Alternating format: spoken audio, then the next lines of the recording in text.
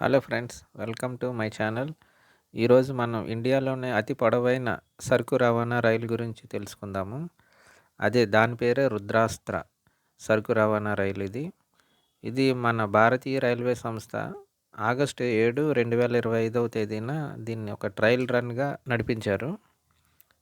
ఇది తూర్పు మధ్య రైల్వే పండిత్ దీన్ దయాళ్ ఉపాధ్యాయ డివిజన్లో పరిధిలో దీన్ని రన్ చేశారు.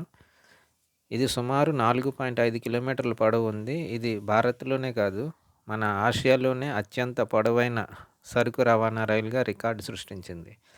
ఈ రైలులో మొత్తం 354 వ్యాగన్లు ఉన్నాయి. దీన్ని నడిపించడానికి 7 శక్తివంతమైన ఇంజన్లు ఉపయోగించారు.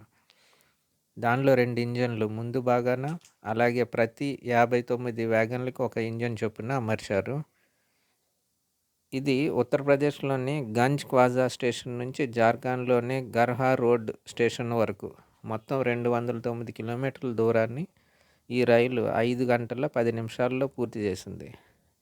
ఇది ప్రయోగాత్మకంగా రన్ చేయడం వలన ఇది మొత్తం చేరుకోవడానికి 40.5 కిలోమీటర్ల వేగంతో ప్రయాణించింది.